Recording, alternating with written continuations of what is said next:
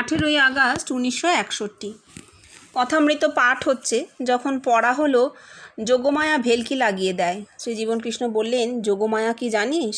মায়া মানে এই দেহ। দেহ যোগযুক্ত হয়ে এক বহু হয়েছে, আবার বহু এক হয়েছে। ধীরেন, আচ্ছা, বহু এক হয়েছে না এক বহু হয়েছে? শ্রীজীবনকৃষ্ণ, ওরে, দুই সমান, যেমন কয়েনের এপিঠ আর ওপিঠ। ভেদ কর, ছিন্ন কর, এই ভেলকি কি?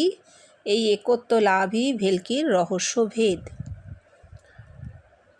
দেখো, আমি খালি ভাবছি যে কথাটা বলবো, কয়েনের এপিঠ আর ওপিঠ, এক আর বহু একই কয়েনের এদিক আর ওদিক, একদিকে রাজার মাথা আরেক দিকে সংখ্যা। এই তো এক আর বহু, এক বহু হয়েছে চৈতন্য থেকে এই বস্তুময় জগৎ বহু, আবার বহু এক হয়েছে যখন আমাদের মধ্যে এই চৈতন্যের উন্মেষ হচ্ছে, আমরা একত্বে উপনীত হচ্ছি, তখন বহু এক হয়েছে। প্রথমে বহু এক হয়েছে ওনার মধ্যে, উনি জগৎকে ভেতরে পেয়ে দেখতে পাচ্ছেন। আবার সেই বহু এক হয়েছে জগতে কখন? যখন জগৎ তাকে ভেতরে পাচ্ছি, চৈতন্য স্বরূপকে ভেতরে পাচ্ছি। এবার তুমি বলতে পারো যে রূপ তো ফুটবে না পরে। হ্যাঁ, না ফুটুক, না ফুটুক পরে, কিন্তু পরে বোধে বোধ হবে, বোধে বোধ হবে। চৈতন্যকে বোধে বোধ করবেই মানুষ, করতে বাধ্য। সেই এককে বোধে বোধ করবে, তবেই তো একত্ব। কি সুন্দর। বাঁক ঘুরিয়ে অনুকূল বাতাসে নৌকা ছেড়ে দাও। কথামৃত। শ্রীজীবনকৃষ্ণ, আচ্ছা, এই বাঁক কোথায় বল দেখি? আগমেও বাঁক আছে, নিগমেও বাঁক আছে। নিগমের বাঁক হলে কি হয় জানিস? পুরাণ মতে অবতরণ হচ্ছে, বেদ মতে নয়। এই বাঁক কোথায় বল দেখি?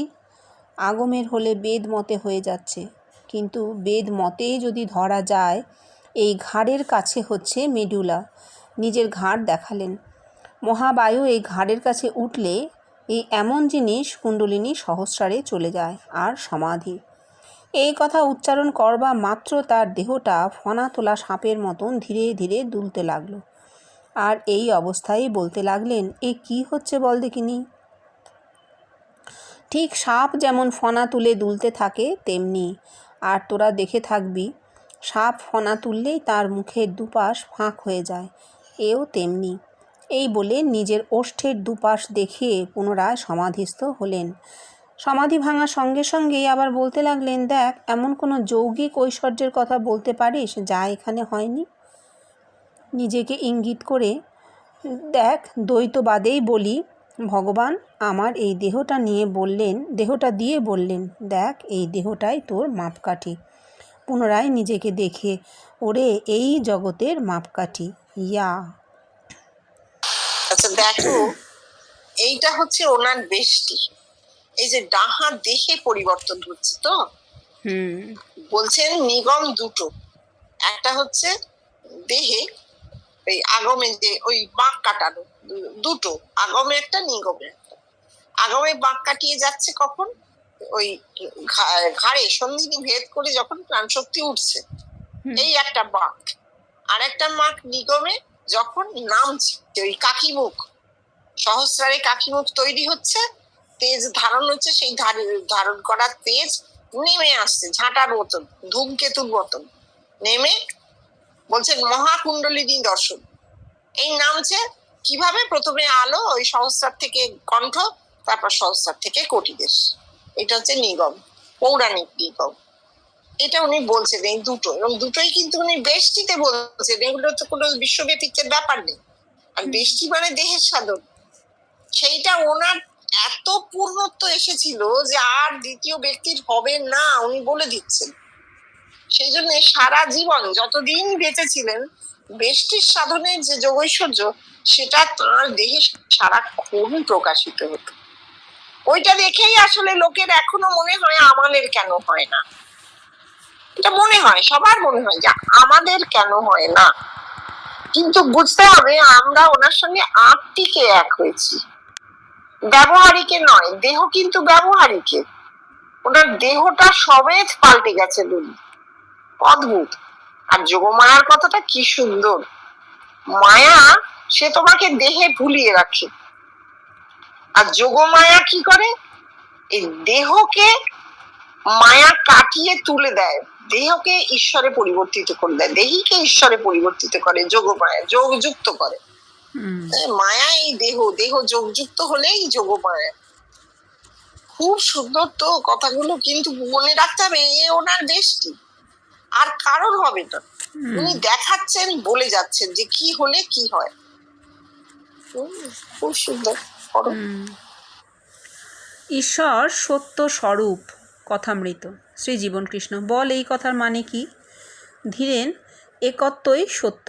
শ্রী জীবনকৃষ্ণ রহস্য করে, হ্যাঁ বাবা বুঝেছি, চল এখানে বসে আর কি হবে, চল আমরা সব বেরিয়ে পড়ি, বেরিয়ে পড়ে চল আমরা সব হাওড়া পোলে যাই, তুই একটা বাসে করে যা আর আমরা একটা আলাদা বাসে করে যাই, গিয়ে বলি দেখুন এই একত্বই সত্য স্বরূপ। আর হাওড়া পোলে কেন, বেলুড়ে যাই চল, সেখানে মঠে গিয়ে বলি দেখুন এই একত্বই সত্য স্বরূপ। তাহলে ওরা কি করবে জানিস? তোকে বেঁধে গঙ্গায় ডুবিয়ে মারবে। আমি গেলে কি হবে জানিস? ওরা কেউ কেউ আছে চিনে ফেলবে। দেখ সত্যই ওরা তোকে মেরে ফেলতে পারে রে। অহংকার এমনই জিনিস যে সে মেরে ফেলতে পারে। হ্যাঁ, এর একটা বিরাট কথা উনি বলছেন। আমরা দেখতে পাচ্ছি যত যত অবতার, যত যত মহাপুরুষ এসেছেন, বেশিরভাগকেই মানুষের কাছ থেকেই লাঞ্ছনা গঞ্জনা পেতে হয়েছে। কেন?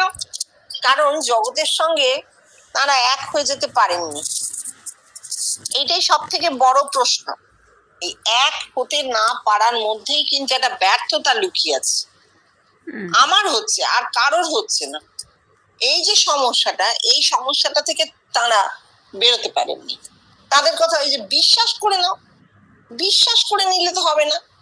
ঠাকুর বলছেন বিশ্বাস করে নাও, জীবনকৃষ্ণ বলছেন বিশ্বাস কি, প্রমাণ চাই। এই প্রমাণ জগৎ পায়নি বলেই তাদের গ্রহণ করেনি, মহাপুরুষ হওয়া সত্ত্বেও। ঠিক সেই কথাটাই উনি বলছেন, ধীরেন্দ্র যখন একত্বের কথা বলছেন, সে তো প্রমাণ হয়নি এখনো। জগতে সেই জিনিসটা প্রমাণ হবে, তখন লোকে সেটা গ্রহণ করবে, তখন কাউকে বলতেও যেতে হবে না, সে নিজেই জানবে, স্বয়ং বেদ্য হবে। আর এই প্রচার করতে বেরোলে লাঠি নিয়ে তারা করবে। সুন্দর বলেছেন। হ্যাঁ, দেখ মারোয়ারিকে এখন আমি অন্য চোখে দেখছি রে। সে ঠাকুরকে জিজ্ঞেস করছে, মশাই বৈরাগ্য হয় না কেন? সে মুমুক্ষু, তার মাথায় বৈরাগ্য উঠেছে, তার তো ফোটা উচিত ছিল। সে যদি এখানে হতো, দেখ তোদের মতন তার দেহে এই জিনিস ফুটে যেত। কি আশ্চর্য বল দেখি, তোরা ঘর শুদ্ধ লোক একটা লোককে ভেতরে দেখছিস, কি ব্যাপার বল দেখি? কোনো বাদ বিচার করে কি? না, হিন্দু দেখছে, মুসলমান দেখছে, শিখ আমায় দেখছে, জনৈক সব জাতি আপনাকে দেখেছে। শ্রী জীবনকৃষ্ণ, জাত আবার আছে নাকি? দেখ বাবা, এইসব কথা শুনলে আমার কানে যেন গরম শলা দিচ্ছে বলে মনে হয়। জাত আবার কি, সকলেই এক। কত নেমে এসে বলছেন তো এই ভদ্রলোক, সব জাত দেখছে। এই কথাটার মাধ্যমে কি প্রকাশ পাচ্ছে? তার মাথায় জাত পাত সব আছে। এত যে সঙ্গ করছেন, জীবনকৃষ্ণের কাছে আসছেন, 1961 সালের কথা হচ্ছে, তখনও কথা বলতে গিয়ে বলছেন সব মানুষ দেখছে, সব মানুষরা বেরোচ্ছে না, তখনও তার মুখে ভেদ বেরোচ্ছে। আর জাতিভেদ, সমস্ত রকম ভেদের মধ্যে সব থেকে নিকৃষ্ট ভেদ হচ্ছে জাতিভেদ, মানুষকে জাত দিয়ে ভেদ করা। উনি সেটাই করছেন। তবু তুমি যদি কাউকে বলে এ ফর্সা এ কালো, তার একটা লক্ষণ আছে যে হ্যাঁ তার গায়ের রংটা সাদা, তার গায়ের রংটা কালো। বা যদি বলো এর চুল কম চুল বেশি, তারও একটা লক্ষণ আছে। কেউ বেঁটে কেউ লম্বা, লক্ষণ আছে। কারো বুদ্ধি বেশি কারো বুদ্ধি কম, লক্ষণ আছে। কিন্তু জাতের কি লক্ষণ আছে? জাতের কি কোনো লক্ষণ আছে? জাত তো তৈরি করা জিনিস। তাহলে এই ভদ্রলোক এত সঙ্গ করছেন, কিন্তু তার মাথায় ওই জাতের কথা উঠছে, অর্থাৎ একটা তৈরি জিনিস, সেটাকে তিনি গুরুত্ব দিচ্ছেন। বলছে জাতভেদ থাকছে না, সব জাতের মানুষ দেখছে। মানে জাতের মানুষ দেখছে মানে কৃত্রিম একটা বস্তু তিনি বলছেন। তাই জন্য জীবনকৃষ্ণ বলছেন আমার কানে মনে হচ্ছে শীষে ঢালছে। এত অসত্য জিনিস কি সত্য? সত্য যিনি পেয়েছেন তার পক্ষে এতখানি অসত্য সহ্য করা খুব মুশকিল।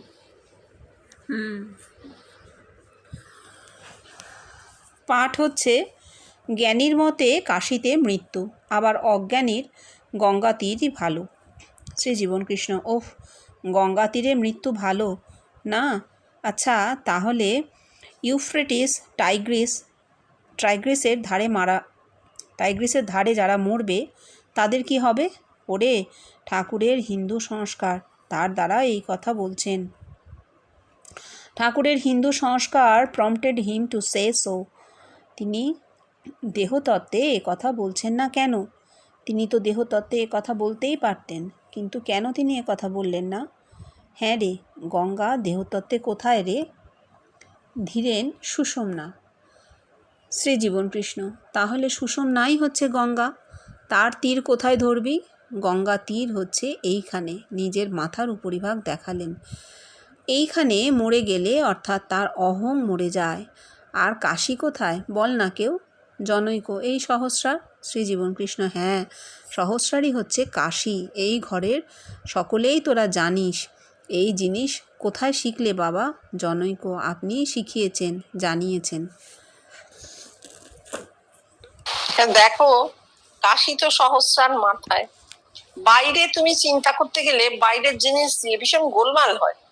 কাশীও সহস্রার মাথায়, আবার গঙ্গাও উনি বলছেন এইখানে, গঙ্গার তীর মাথায় দেখাচ্ছেন।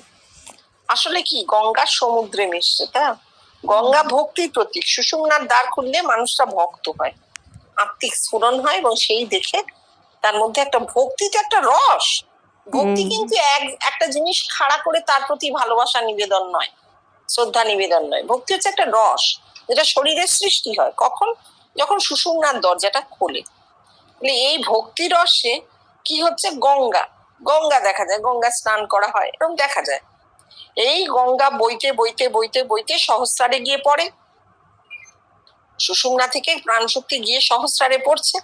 সহস্রারে কি আছে? ব্রহ্ম সমুদ্র। গঙ্গা সমুদ্রে গিয়ে পড়ছে, তাহলে গঙ্গা সাগর, মোহনা, তাই না? গঙ্গা থাকছে না, ব্রহ্মসাগর হয়ে যাচ্ছে তা। এইটাই মানুষটার চরম চরিতার্থতা। মনুষ্য জীবনের চরিতার্থতা কি? এই ব্রহ্মসাগরে গিয়ে পড়া, অমৃতের সাগরে গিয়ে পড়া, যেখানে দেহ, এই ক্ষুদ্র অস্তিত্ব সব লীন হয়ে যাচ্ছে ব্রহ্মসাগরে। এবং সেটা যদি কারোর বেঁচে থাকতে এই বোধটা হয়, তাহলে তার মতো বড় প্রাপ্তি তার কিছু থাকতেই পারে না। সে তো জীবন মৃত্যুর সীমানা ছাড়িয়ে গেল, তাই না? বেঁচে থাকতে এই দেহ দিয়ে সে দেহাতীত সেই অনন্তকে বোধ করছে। এটাই মানুষের চরম আশা, জীবনে পাওয়ার বস্তু ব্রহ্মত্ব। ব্রহ্মসাগরে গিয়ে পড়লেই ব্রহ্মত্ব। অমৃতের হ্রদে পড়লে কি হয়? মানুষটা অমর হয়।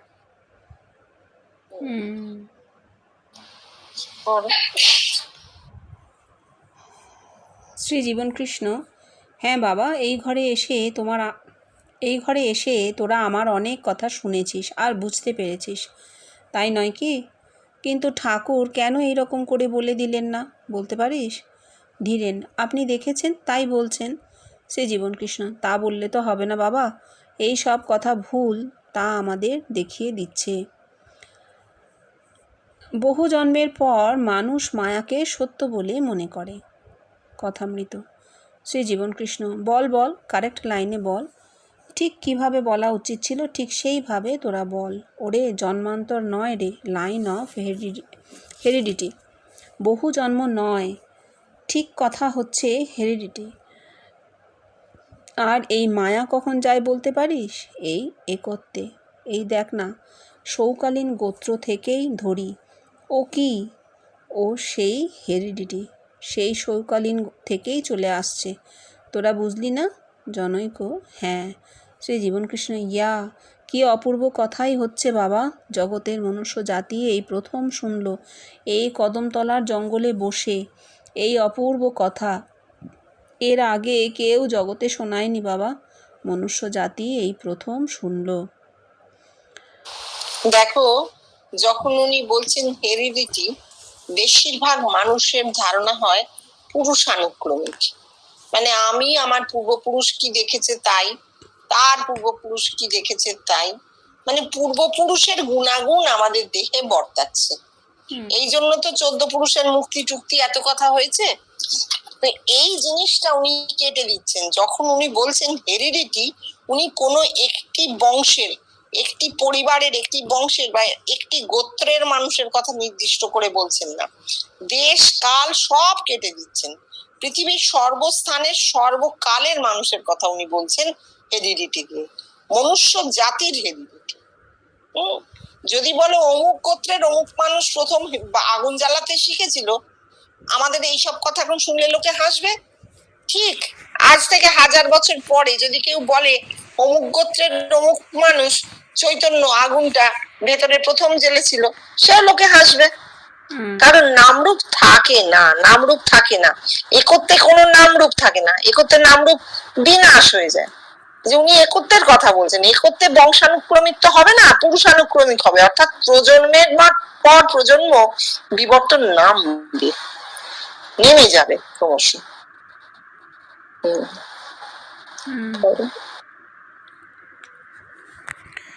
দেখ, আজ খুব বড় কথা হলো রে, ওই হেরিডিটি যাকে পূর্বজন্ম বলেছে। আর তোরা বুঝলি তো? জনৈক: আগে হ্যাঁ। শ্রী জীবনকৃষ্ণ: কেন বুঝতে পারলি বলতো? এই বিশ্ব সংসার তোর ভেতর, এই জন্যই বুঝলি। কি পূর্বজন্ম? পূর্বজন্ম বলে ওরা। এই জগতের মানুষের ভেতরে রে। নাম করলে ঈশ্বর লাভ হয়। কথামৃত: শ্রী জীবনকৃষ্ণ: না, এতে কি হয়? রূপ দর্শন হতে পারে ওই ষষ্ঠ ভূমি পর্যন্ত, যেমন অরবিন্দের হয়েছিল। আর দেখ, নাম করলে সেই রকম দেহ যদি হয় তবেই। বুঝে দেখ অরবিন্দের মতন লোকে। হ্যাঁ, অরবিন্দ কি হয়েছিল এটা আগে আমরা বুঝবার চেষ্টা করি। অরবিন্দের জেলে থাকতে বাসুদেব দর্শন হয়েছিল, খুব গীতা পাঠ করতেন। আর অরবিন্দ হঠযোগী ছিলেন, অর্থাৎ এই দেহের ক্রিয়াকলাপ যেগুলো করা হয়, হঠযোগীরা যা করেন, হেট মুন্ড উর্ধ পদ হয়ে থাকতেন। এবং তার প্রমাণ হচ্ছে জেলে তার যারা সহবাসী ছিলেন তারা বলতেন যে গায়ের চামড়া একবারে তেলে চুকচুক করছে, মাথা দিয়ে যেন তেল গড়িয়ে পড়ছে। জেলে অত তেল কোথায় পাওয়া যাবে? অত যত্নই বা কে করতে পারে? সেখানে অরবিন্দর এরকম একটা যত্নে ধরা শরীর হয়েছিল জেলে। কি করে? ওই হঠযোগ করে। হঠযোগ তো দেহের যোগ, দেহকে উপযোগী করে তোলে। এইটা অরবিন্দের হয়েছিল, এবং প্রচুর গীতা পাঠ করতেন। আর ওর গুরু ছিল ভাস্কর লেলে। অরবিন্দের গুরু ছিলেন ভাস্কর লেলে, বড়দার। এই গুরু ছিলেন, মন্ত্র ছিল, গীতা পাঠ ছিল, হঠযোগ ছিল, সব মিলিয়ে অরবিন্দর ইষ্ট দর্শন হলো। এখন কথা হচ্ছে, তাই বা হচ্ছে কার? তাই বা হচ্ছে কার? ওর হয়েছে, তাহলে উনি, আমরা মানতে বাধ্য যে উনি একজন আধিকারিক পুরুষ, উনি একজন বড় মানুষ। এইটি অরবিন্দর হয়েছে, ষষ্ঠ ভূমিতে ইষ্ট দর্শন। কিন্তু তার পরের কথাগুলো আর হয়। তার ফলে কি হয়েছে? ষষ্ঠ ভূমি অব্দি হলো, তো দেহাতীত হওয়া হলো না। তার ফলে আমার কাছে প্রচুর অরবিন্দর বই আছে, আমার এক মামাতো ভাই ওইখানে থাকে, সে পাঠায়। অরবিন্দ মৃত্যু সম্পর্কিত প্রচুর কিছু বলেছেন ও লিখে গেছে। কিভাবে জন্ম হয়, মৃত্যুর পরে মানুষ কি অবস্থায় থাকে, কতদিনে নতুন দেহ তৈরি হয়, ইত্যাদি ইত্যাদি ইত্যাদি ইত্যাদি কথা। অর্থাৎ বারবার তিনি কিন্তু দেহে ফিরে আসছেন। কৃষ্ণের কথা পাচ্ছি না, পাচ্ছি একটা মানুষেরই জীবনের কথা। আবার মরে গিয়ে সেই মানুষটা আবার কিভাবে জন্মাতে পারে, কোথায় জন্মাতে পারে, ইত্যাদি ইত্যাদি কথা। এই তো কোনো সাধনার কথা, এ তো কোনো ঈশ্বরীয় কথা হচ্ছে না। হচ্ছে কি? এটা তো একটা মানুষের ব্যবহারিক জীবনেরই কথা হচ্ছে। মানুষ মরতে চায় না কেন? সেই দেহটা দিয়ে আরো ভোগ করতে চায়। তো অরবিন্দ তো সেই কথাটাই ঘুরিয়ে বলছেন, আবার জন্মাবে, আবার এই হবে, সেই হবে, তাই হবে।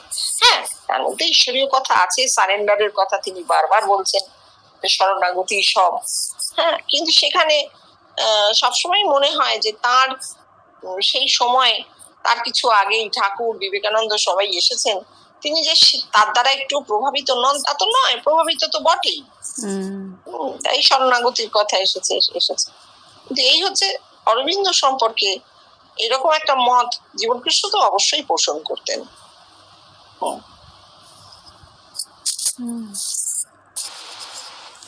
22 আগস্ট 1961। কথামৃতে পড়া হচ্ছে নরেন্দ্রের অখণ্ডের ঘর। শ্রী জীবনকৃষ্ণ শুনে বললেন, আচ্ছা, এই যে অখণ্ডের ঘর ঠাকুর বলছেন, এর মানে তোরা কি করবি? ওরে, অখণ্ড মানে শূন্য, অখণ্ডের ঘর মানে লয় যোগরে যা পুরী মহারাজের। গীতা সবটা পড়বার দরকার নাই, ত্যাগী ত্যাগী বললেই হলো। কথামৃত। শ্রীজীবন দেখো, এইটা একটা বলি, এই যে উনি বলছেন, ঠাকুর বলছেন নরেন্দ্রের অখণ্ডের ঘর, আর উনি বলছেন অখণ্ড মানে শূন্য, মানে লয় যোগ, অর্থাৎ ওই বেষ্টির সাধন। কিন্তু যদি তুমি এটা বিশ্বব্যাপীতে নিয়ে যাও, তাহলে অখণ্ড মানে এই সমগ্র বিশ্ব, যা এক বটে বহু বটে। অখণ্ড কেন? চৈতন্য, চৈতন্যের খণ্ড হয় না। হ্যাঁ, নরেন্দ্রের চৈতন্যের ঘর, নরেন্দ্রের দেহের সাধন হয়নি তো, এত তো খণ্ড করেছেন ঠাকুর, কিন্তু নরেন্দ্রের এইসব সাধন কিছু হয়নি। নিরাকারের ঘর বলছেন, অর্থাৎ এই সাকার মূর্তি দর্শন দর্শন কিছু হয়নি, অর্থাৎ নরেন্দ্রের চৈতন্যের ঘর। চৈতন্য শূন্য, কিন্তু সেই শূন্য ইটারনালি পজিটিভ, পজিটিভ জিনিস। হ্যাঁ, তারপরেরটা বলো।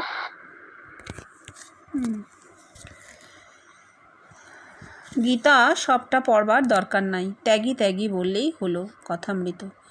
শ্রীজীবনকৃষ্ণ, দেখ, এই ধর্ম কথার একটা শুনলেই তার মানে বুঝতে পারা যায়। এই দেখ না, গীতার সার কি বলছেন, ত্যাগী ত্যাগী। আচ্ছা, এই ত্যাগ কাদের ধর্ম বাবা? নন এরিয়ানদের। দেখ, ত্যাগ কি করবে? আত্মা কি কখনো মলিন হয় রে? অতএব ত্যাগ কি?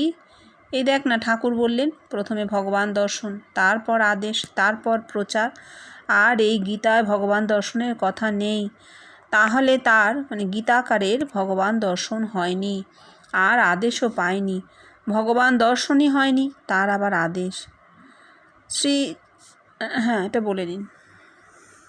হ্যাঁ, তাহলে এই যে গীতাকার বলেছেন আদেশ, কার কথা হচ্ছে? যেটা আদেশ পায়নি ভগবানের কথা বলছে। আদেশ জিনিসটা কিন্তু একটা, কি বলবো, আদেশ জিনিসটাই আত্মপ্রবঞ্চনা। দুই থাকলে তবে তো আদেশ। এক আর কে কাকে আদেশ দেবে? একই তো আছে, দুই তো নেই। আদেশ একটা মানুষ কখন দেয়? যখন তার বাইরে মন আছে, যখন তার মনটা বাইরে, যখন সে ব্যবহারিক জগতে অবস্থান করছে, তখন সে একটি জগৎ একটি, তখন সে জগৎ থেকে আদেশ পাচ্ছে কিংবা জগৎকে আদেশ দিচ্ছে, এই তো দাঁড়ায়। কিন্তু যখন সে অন্তর্মুখ, সে তো একাই আছে, অদ্বৈত। দ্বৈত কই? তখন কে কাকে আদেশ দেবে? আদেশ জিনিসটাই মিথ্যাচার। আমরা জীবনকৃষ্ণের জীবনে দেখতে পাচ্ছি তিনি কতবার কত আদেশ পেয়েছেন, কই একটাও তো পূরণ করেননি। একটি আদেশও আমরা পূরণ করতে দেখিনি জীবনকৃষ্ণকে, যে না না, এটা আমায় বলা হয়েছে, আমি এটা করে যাই। কারণ ওটা উনি খুব ভালো জানতেন, এই দৈববাণী, আদেশ, এসব আত্মপ্রবঞ্চনা, নিজে নিজেকে ঠকানো। দেখো কি বলছেন উনি, কি বললেন কথাটা। হ্যাঁ, শ্রী জীবনকৃষ্ণ এতক্ষণ অর্ধশায়িত ছিলেন, এইবার উঠে বসে জাহাঙ্গীর সাহেবকে বললেন, দেখ জাহাঙ্গীর, বেদ মানে কি জানিস? এই দেহ, আর সেই দেহস্থ চৈতন্যের জ্ঞান ও তার সীমা, এই জানা হচ্ছে বেদান্ত। বেদ মানে শাস্ত্র নয়, এ কথা আমি আগেই বলে গেছি। দেখ, এ একটা কি জিনিস আমি কিছু বুঝি না, কোনো এক অজানা শক্তি এই জিনিস করছে, আর একে অনুভূতি বা কি করে বলি, কি একটা জিনিস আছে যা আমরা বুঝতে পারছি না। এই দেখ না, 11 বছর বয়সে আমায় লোকে দেখেছে, আর তারপর আমি 12 বছর 4 মাসে ঠাকুরকে দেখি। আমরা তো বললাম এক হং বহু শ্যাম, এক বহু হয়েছে। আরে দূর, আর এই জিনিস এই মুহূর্তে হয়ে গেল না কেন? কেন এত দীর্ঘকাল সময়ই বা নিলে? এই জাহাঙ্গীর, তুই বল, কেন এই জিনিস এই মুহূর্তে হলো না? কেন এত দেরিতেই বা? কেন বল? এই দেখ, বেদান্ত কি? আমি জাহাঙ্গীরের সঙ্গে কথা কয়েছি, আবার তাকে ভেতরেও দেখছি। এইটা খুব মুশকিল। এই যে উনি বলছেন যে কেন যুগপথ হলো না, বলবো আবার দেখবো, এটা কেন হলো না। এই যে কেন বলে প্রশ্নটা রেখে যাচ্ছেন, এর অর্থ হচ্ছে একদিন এই অবস্থাটা হবে, জানিয়ে দিয়ে যাচ্ছে। এখনো পর্যন্ত আমাদের স্থানকালের যে একটা ভূমিকা আছে, ব্যবহারিকে যে স্থানকালের ভূমিকা, সেইটা আমাদের আত্মিককে খুব কন্ট্রোল করছে। কিন্তু যত দিন